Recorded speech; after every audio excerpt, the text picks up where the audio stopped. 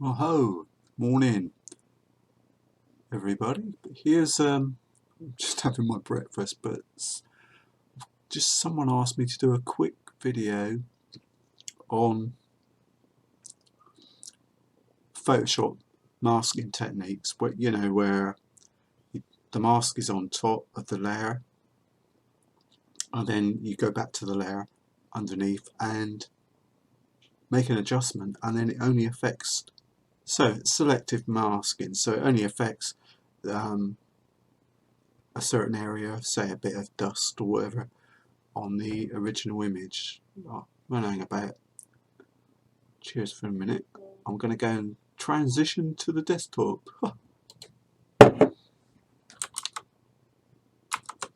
Open up Photoshop, make it big. Here's a crummy image. Wow, it looks pretty, but if you get up close you can see I don't know what's going on in there. But the procedure, I've created a little, I could just give me a sec. I'll flatten the image to start off with. Start aiming down. Background, duplicate layer. Let's call it, I don't know, masking technique. Can't even spell. It's too early for words. However, doesn't matter anyway. Now I'm going to, at the moment, say we're looking at, if I zoom in and I want to play with this area here. So as I say on my thing, first thing, go up to color range. Now there's several different variations in here. You can go mid-tones and select an area you want. You've got mid-tones, shadows. Just a matter of, after a bit of trial and error, you'll get it. It doesn't make a lot of difference anyway, because we'll go into select and mask routine in a second, change everything. So normally though, or you can select and mask a particular area. So just go for that dark red area. Fuzziness, that brings it up or down. If you wanted to add another colour, just go over to this other eyedropper. It pops up, add to sample. So then you could add another area to the range. Anyway, just for demo purposes, we'll say OK to that. So that's selecting there. Then straight off into select and mask. Be warned, this is quite processor intensive, so sometimes you'll make an adjustment, it seems to take an age to work. This one's not, even my computer's warmed up this morning. But feathering masks helps to blur out some of the nasties. So if this is full of stars over here, around here, by feathering you can block out the stars and just affect the highlight the bit that you want to change or mask out. This shift the edge, so you can just shift the edge down a bit. It's trial and error and practice, and you'll get to a state where you are. Say OK. So we're sort of happy with that. That's sort of that area there, isn't it? It's chosen that colour range. Now Control J. That puts this mask, our mask layer, on the top. We hope. Go back to our masking base layer. Now we can just go to our image adjustments, or camera raw even. So just for now, shall we just go, I'll just go for the vibrance. I want to push up the vibrance.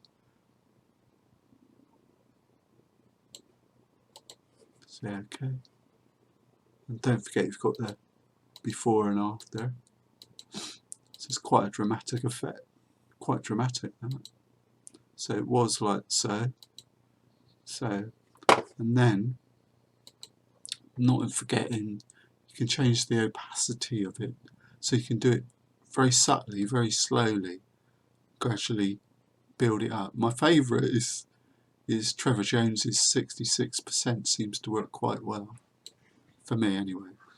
I'm always taking it 66%. So our image, you can see we've just affected that area there. I think we've overcooked it, so in this instance I think my 66 is going to go down to 33. But you can see the principle of it, of masking. Besides, so image adjustments, you've got all these up here, the normal ones that we use, but don't forget you've also got filter, camera raw filter. So it's quite a good idea to go into the camera raw filter, go to the detail tab, and on your adjustment adjust the color and luminance. A lot of these techniques they're not all just from me. I learnt a lot from Stephen Miller's video tutorials and guides, which are absolutely brilliant. So, and obviously you can tweak anything you want in here just to add a bit of extra. All I've done there is just try to clean up any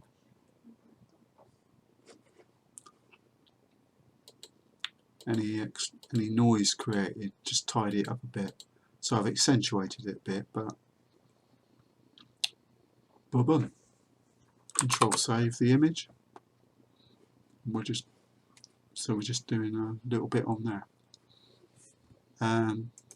Then it's just a matter of going back to the layer, merge it down, and that's sorted. Keep that one, and if you want to go to the next selective range, just to Control Shift Alt and E, and that'll copy a new layer into the top, but that layer is only copying this layer, the layer below it, so it's an identical copy. So now you can just go off and do another area of the image, and just gradually tease out these details that you're after, the ranges of them. Hope this helps. Cheers. I'm going to go back to my transition and stop recording.